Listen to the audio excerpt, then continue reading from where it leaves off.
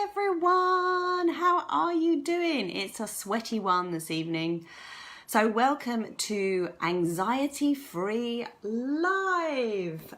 This is the Anxiety Compass and I am Sally Garozzo, and a very, very, very warm welcome. Who is watching? We have a few people watching. Benedict, hello. Rachel, hello. You're waiting eagerly with bated breath for me to come on. So it's really, really good to have you watching. Feel free to share. Feel free to invite people to watch this, and feel free to comment as much as you want. If you are catching the replay, I will respond to all your comments.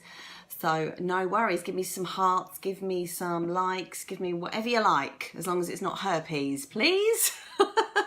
Sorry, I'm in a funny old mood tonight. So for those of you who don't know me, I help creative entrepreneurs to dissolve anxiety and to ignite their inner confidence so they can take their talents out into the world uninhibited, just as nature intended. And most people, believe it or not, are creative entrepreneurs, because we all have creativity inside of us. And now we are fully well into the age of the internet. We're all entrepreneurs, really, so it's up to you whether you want to brave it and go for it. And you see, the thing is, what happens is, when we have these opportunities, we feel anxious, don't we? Because we're battling with a lot of our subconscious programming. So that's what I help people to overcome that through an amazing therapy called rapid transformational therapy and coaching and energy work. So yeah, if you're watching, do let me know. Say hi, give us a wave. So tonight's episode is about burnout. So I have spent most of my life with this pattern: work till you drop, basically. And it worked for me to a certain extent in my 20s and early 30s. Just push through. Hey, Benedict. Work till you drop. That was my motto. But I can't do that anymore because I'm 42. And I can't do it anymore because if I do it, it takes me such a long time to recover. So it's not worth it. I have to pace myself much more. Which is tricky because I actually really, really, really love what I do. I love my work. I love it so much. I love it more than socializing. I love my work more than fun. But the trouble is, fun and socializing does release happy hormones in your body. And it relaxes the nervous system, and fun and friendships is really good for you, especially this time of year, because energetically summer is all about fun, socializing, getting out into the world, reconnecting with friends, getting out in nature, being with nature. And in a way, if you're not doing that, if you're working like I was, working, then you're going against the grain, basically, and your inner being will tell you about it. And it will tell you about it through burnout, it will tell you about it through depression, it will tell you about it through anxiety, and through any other kind of mental disorder you can think about. Just feeling generally low, feeling icky, feeling weird, feeling out of sorts, just feeling like there's something wrong. And that is what happened to me. My inner being, my inner body was kind of screaming at me. And yeah, it was trying to communicate with me, basically. So all of these things. Hi, Anne, lovely to see you. What was I saying? Sorry. This was also coupled with the fact that my back, as many of you know, I have had sciatica for the last 3 months, and it's finally gone. I am sciatica free, and I can not tell you how amazing that feels.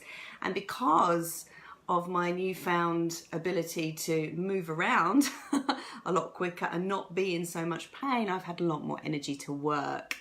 And of course, summer and all of that, it's just compounded, basically. So it hit me around about the 19th of June, and then just kind of got worse and worse and worse and worse until I was like, you know what, I can't do this anymore. I really, really have to sort this shit out. So just want to tell you a couple of things that I've recently been reflecting on, and I hope it will resonate with you. So it's been making me think a lot about the seasons.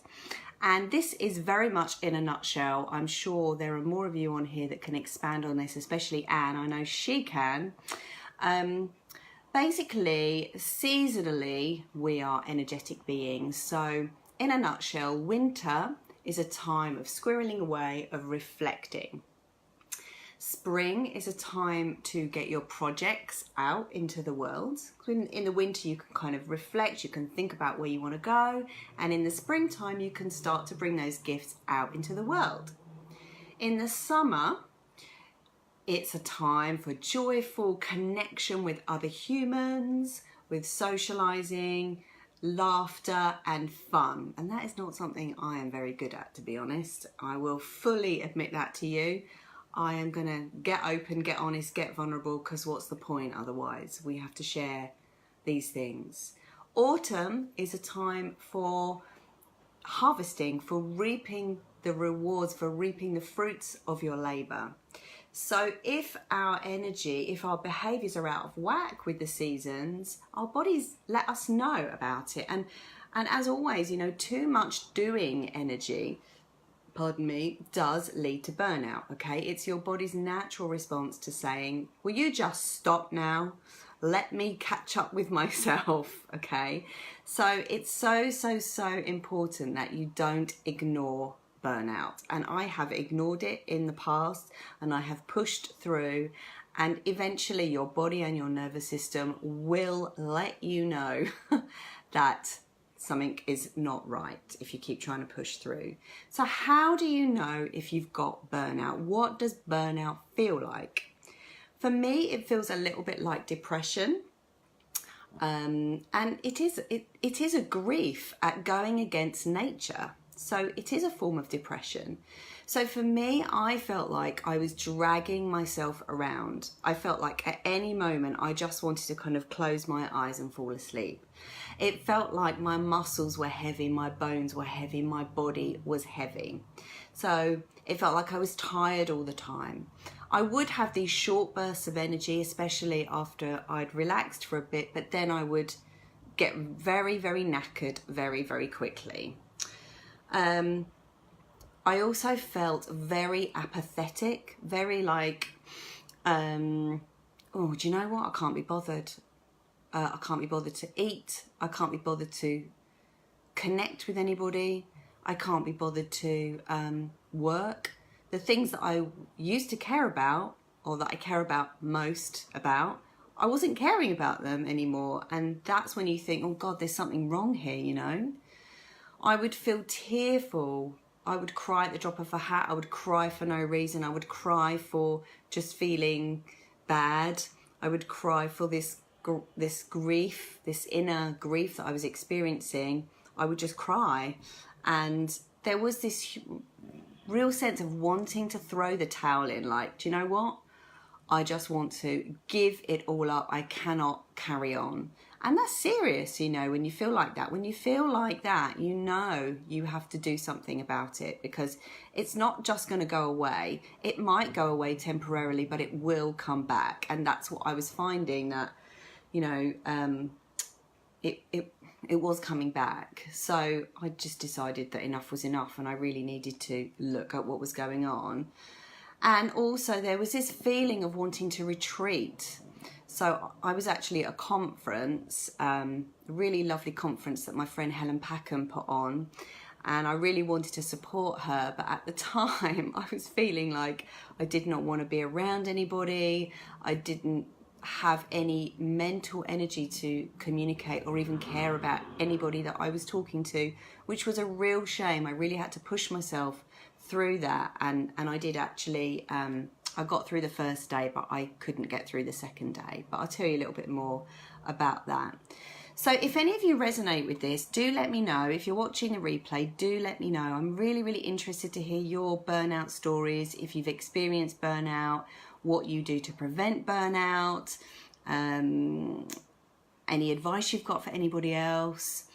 All of your reflections are important. Anything that you say here is important, and we love to hear from you. So one thing I will say is that I believe we are actually living in a culture of burnout at the moment, and it really, really saddens me because it's not right. And you know, I've been very, very lucky to have been self-employed for about 18 years. I've only ever done 3 years of employed work, and I do know that there is a lot of culture within the workplace, even though I haven't been in the workplace for a long time, but I do know from my clients where bosses kind of say to people, you know, or companies have this ethos of you can sleep when you're dead.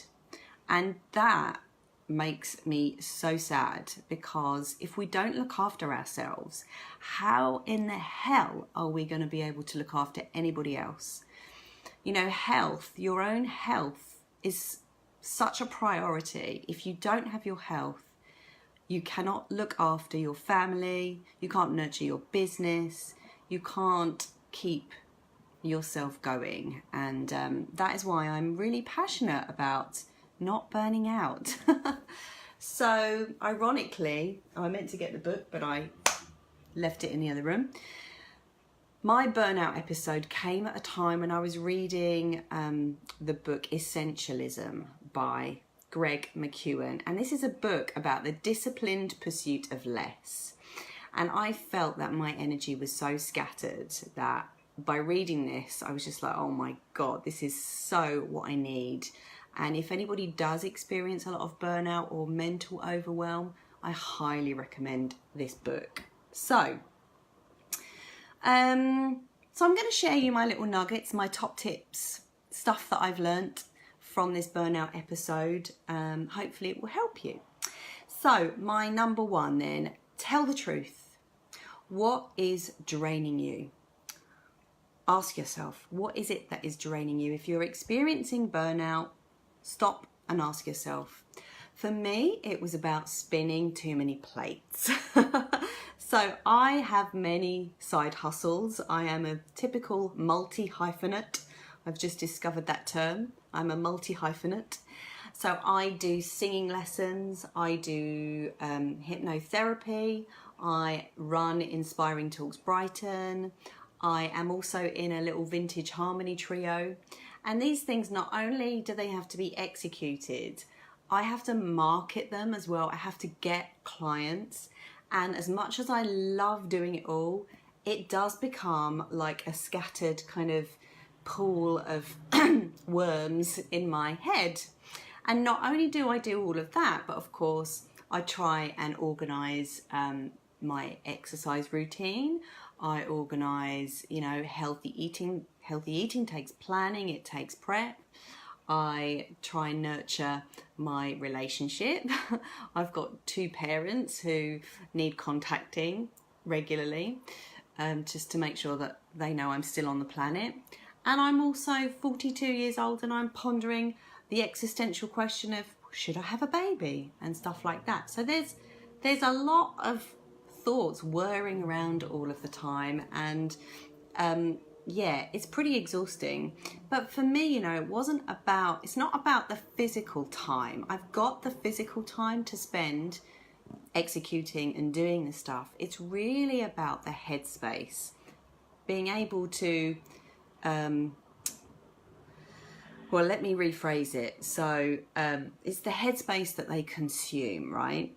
So I could be having a shower and those things are in my head. I could be going for a walk and those things are in my head. So it feels like those things are taking up more of my time than they actually are in real life, right? And then in the end, you know, you can't make decisions because your head is too full. So it's like, what shall I have for lunch? Do I have eggs? Do I have avocado? Do I have ham? And before you know it, you're like, sod it, I'll just get a Deliveroo. And, you know, that is just unsustainable over a long period of time. So I realised that I absolutely had to streamline my efforts. I had to prune my tasks. I had to work out what was actually working, what was not working so much. So And this is the principle of essentialism. What do they call it? It's distinguishing between the trivial many and the essential few. There you go, I've memorized that, yay. And so I realized I had to start measuring what I was doing. And I thought to myself, well, God, this is just going to give me more work. But actually, no, because when you measure what you're doing, when you jot down how you're spending your hours, it's like, there's the truth. You're not telling yourself false facts about reality. You are able to see, no, actually, I'm not spending that much time executing the things that I thought that I actually was. Hey, Teresa. Hey, Joe. Good to see you. So by understanding how I was spending my time really empowered me. Hi, Denise. Yeah, it really empowered me. And then now what I do is I schedule stuff in, and I try and stick to it as much as possible. I even schedule in relaxation time. So during that time, I don't have my phone with me. I might go down the beach. I might just relax on the bed. I might watch some TV. And it's being really disciplined to stick to that. Yeah, and not letting work creep into those relaxation times that you set for yourself, or not letting the emotional stuff that you're dealing with, or whatever it is that you're battling with or dealing with, just not letting them in. So being very precious about your downtime, your relaxation time. Schedule it in. Don't bump it for anything else, because it absolutely is a priority. And just getting true and getting real about how you spend your time, so that you realize, oh, I'm not actually spending that much time on the work that I thought I was. And really understanding, and for me, understanding what was getting my clients. And then the other thing I needed to do, and this was a tough call for me actually, was I realized that I wasn't charging enough for my work. And this is about valuing myself. So I give exceptional value to my clients, to my singing students, to my hypnotherapy clients. And I realized I actually wasn't charging enough. And so I recently put my prices up. And of course that's difficult. Of course it is. But I had to just fucking do it, basically. And, tell my clients that my prices are going up on September the 1st. And, I've given them a little bit extra so they don't feel that it's going up for no reason at all. I'm giving them that extra bit of value. I've cobbled together some stuff that I've got online, and I'm giving them that. So that's good. Okay, so that's my number one. I'm just going to have a quick sip of tea. Cheers, everybody. So, love that. Value yourself. You have to value yourself, Teresa, because it's about knowing your worth, and you are enough exactly the way you are. I'm coming on to that in a minute. So my point number 2, I've called this jiggle to find that wiggle. So when burnout strikes, you accept it, accept what's happened, acknowledge it, go, I've got burnout, I need to put the brakes on, okay? And in that moment of acceptance, you stop the resistance, you release what you've been resisting against, and when you release the resistance, what you want can flow to you. It's like magic. So if you're constantly busying yourself, and I wrote this down up here, when you're busy, you trap yourself into thinking there's not enough time, okay? When you're busy, you trap yourself into thinking there's not enough time, so time actually contracts, because time isn't a thing, time is a feeling. And you literally end up, it's a self-fulfilling prophecy, you don't have enough time. So ironically, you have to behave differently for the universal energy to respond differently to you. So when you think you haven't got enough time, stop what you're doing. This is what I did anyway. Stop what I'm doing, went down the beach, switched off, and then ironically the clients started coming through, the inquiries started coming through, the ticket sales for Inspiring Talks started selling, when I literally took my foot off the gas and stopped the resistance, the kind of I must, then it can flow to you. It's magic. It's a dichotomy. It's the acceptance paradox. And it's really how I am starting to live my life now. And it's very, very, very powerful. So I spent this time, basically, I walked out of this seminar that I was really enjoying. I wished I could have stayed longer. I was really enjoying it, but my brain could not take in any more information. I just wanted to run away. I didn't want anybody to see me. I felt like I was going to cry at any minute. And I'd paid for it, and it was an expensive ticket, but I just had to get out of there, and I had to just go and lay on the beach and regather myself up. I felt like my soul fragments were just everywhere, and I spent time reflecting, talking to my partner Graham, deciding on my direction, what I was going to do, what I was going to let go of, and I felt brilliant. I spent a few days doing that. I didn't stop completely, and this brings me to my next point. For most people, stopping completely is not possible, right? It wasn't possible for me, even though I don't have children. I still have responsibilities. And so I needed to have a bit of a strategy in place. And my strategy was, I'm going to read this, cull what you can that's going to have the least amount of negative impact on your life, but give you the most amount of energetic return. I'll say that again. You need to cull, snip or prune what you can that's going to have the least amount of impact on your life, but give you the most amount of energetic return. So I'll tell you what I did. And this doesn't seem related to business, but again, if you think about that, the fact that everything is energy, it works. So I cleared out a shitload of clutter. I cleared out my wardrobe, my toiletries, my bathroom, my office, my paperwork.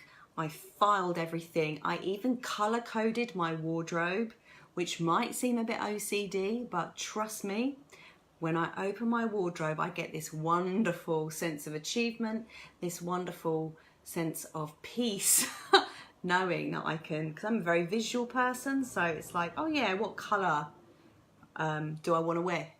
What do I want to express today? And so I found that to be absolutely amazing at creating more headspace. Clutter clearing, I absolutely love it, and I highly recommend it if you are feeling overwhelmed. Just clear out a drawer, you know, yeah, there'll be a messy drawer somewhere in your house, I am sure of it. Or clean, hoover, do something that is going to make your headspace feel a bit lighter. I also, what else did I do? Yes, I tried going to the gym, but absolutely could not do it. I spent 5 minutes on the treadmill and I was like, no, this feels completely wrong. So I opted for a lighter form of exercise. So obviously I didn't want to stop exercising completely.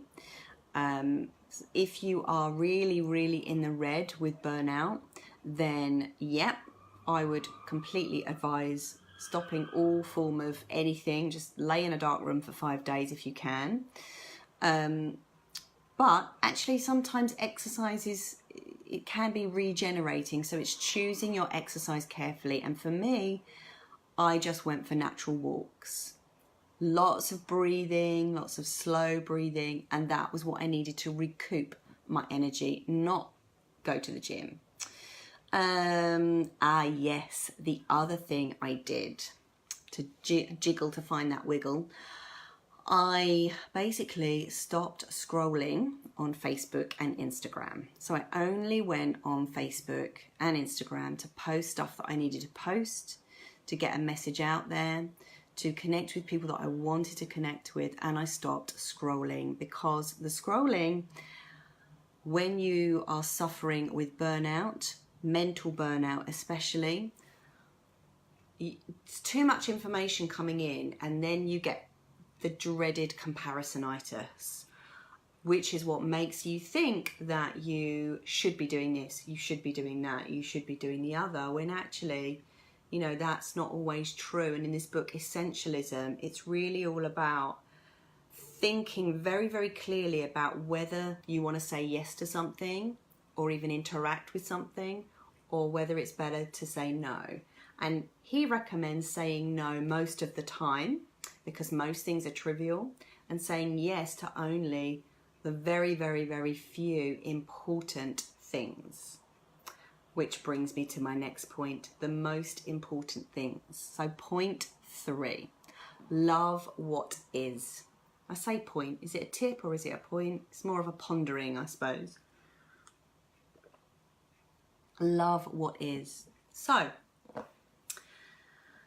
in my attempt to cull, I realised I was trying to become more popular. And this is a real admittance. I've never actually admitted this before. I didn't even know this before.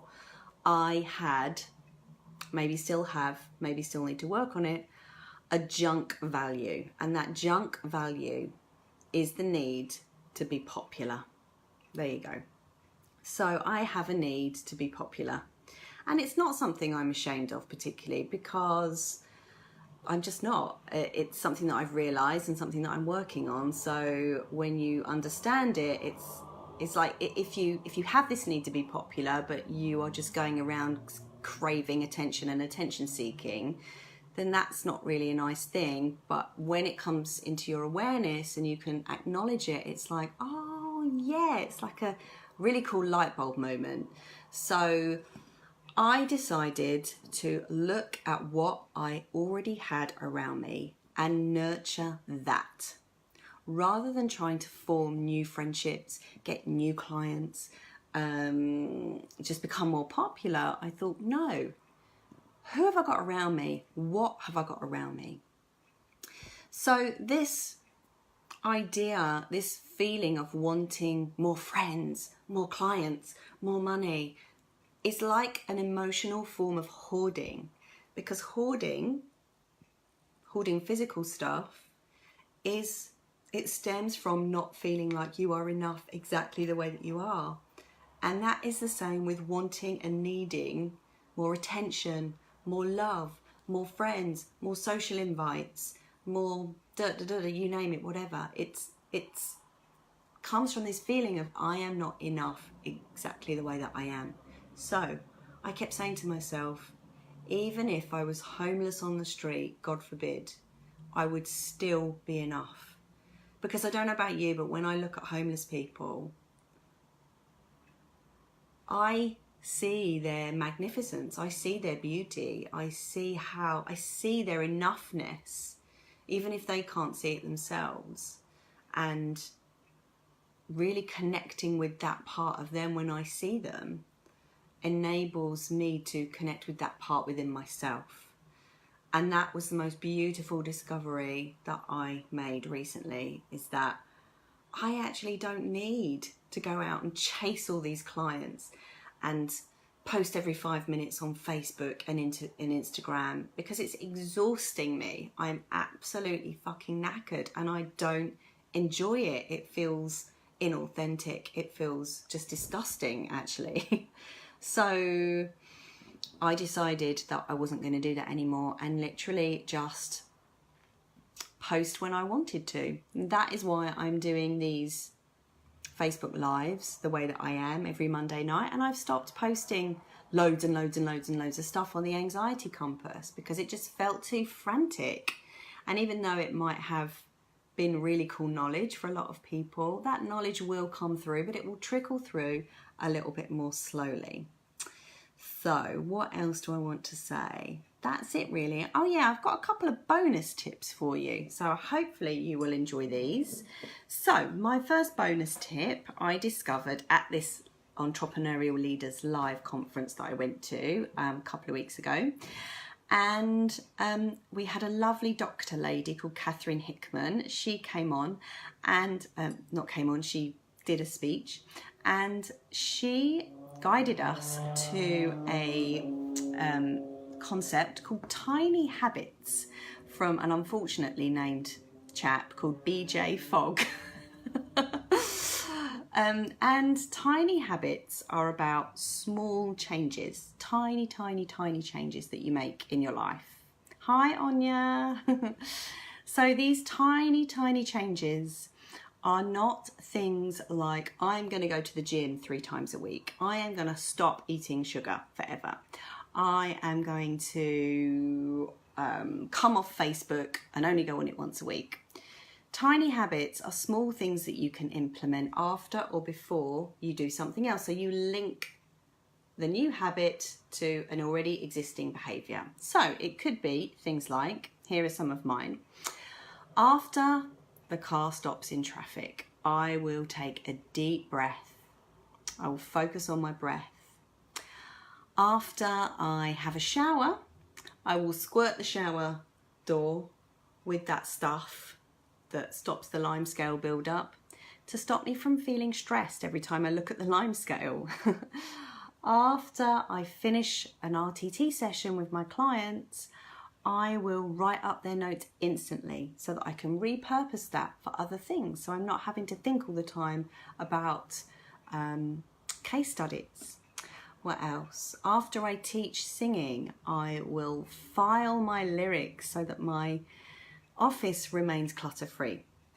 And you can do before as well, like before I get up in the morning, I'm going to take a deep breath and just remind myself how lucky I am. Before I eat, I'm just going to take a deep breath and enjoy the flavours. You know, make up your own. After I brush my teeth, I will, I don't know, clean the sink or something. You make up your own. And these I love. These are tiny habits which help us to create really healthy, useful behaviours to make sure that we are doing whatever we need to do that is necessary to help us maintain that balance in life. And my last bonus tip, double bonus tonight, is really about learning to slow your brainwaves down. And you know, the alpha theta brainwave state is very replenishing. So my burnout is mental. I rarely get physical burnout. My burnout is all kind of mental stuff. So relaxing the brainwaves, when you are constantly in beta mode all the time, conscious brain function, your conscious brain is not really an efficient machine for processing emotions and processing everything that has gone on through the day. So by slowing your brainwaves down and learning to slow them down to alpha or theta, it taps into the subconscious mind, and that is where the processing, the chugging, the churning takes place when you are relaxed. And many things can get you into this alpha theta. The trouble is when we're constantly on social media, it's harder to get into the slower brainwave state. So we do need to practice it. Hey Kirsty, hello. So ways in which we can get ourselves into that alpha theta brainwave state is hypnosis, which is what I do. Mindful body scanning, so putting your mind into your toes, relaxing your toes, putting your mind into your muscles and just relaxing them consciously. So things like Alexander technique do that. Breathing, the breath, and I know Benedict, who is watching tonight, is a breathing expert, and we are going to get him on the Power Hour. He's going to teach us all about breathing. Is that right, Benedict? Yes. And I am doing his breathing and yoga workshop soon, and I can't wait to tell you all about it, because the breathing is something that I really want to get into. I do it a lot, but I want to understand it more. So breathing and also hypnosis. So I'm going to be bringing you some live hypnosis, how do you say that? Live hypnotherapy sessions. Not next Monday, but the Monday after. So we will be doing hypnotherapy together, and I'm going to lead the session and show you how you can get yourself into hypnosis. And then once you've done it a few times, you can then do it yourself without me. There's lots of resources online. I've got some as well. So if you really want some hypnosis relaxation, just let me know and I can send it over to you. So yeah, slowing your brainwaves down just helps your subconscious mind kind of catch up with your conscious mind. It's like a filter, and it's very important. So they're my burnout or anti-burnout tips. Let's just recap them. Okay, find out what's draining you, and what else? Thanks for the heads up. So find out what's draining you. Start to measure how you are spending your time, and then have a look at it and really tell the truth about how you are spending your time. And don't let your work kind of creep into your relaxation time. So schedule in relaxation time. Value yourself, put your prices up if you haven't done already. Accept what's happened, release resistance, play with time. So even if you are really busy and overwhelmed, sometimes it's good to just get out in nature, even if you've got a fuckload to do, because that way you'll release resistance and what you want can then come to you, right? Sometimes it might actually be doing the thing. So for me, like my accounts, right? Sometimes if that's looming in your brain, no amount of going to the beach is going to release resistance. You've just got to get on and do that. So there's a balance between overwhelm and procrastination, and that's your job to find out what that actually is for you.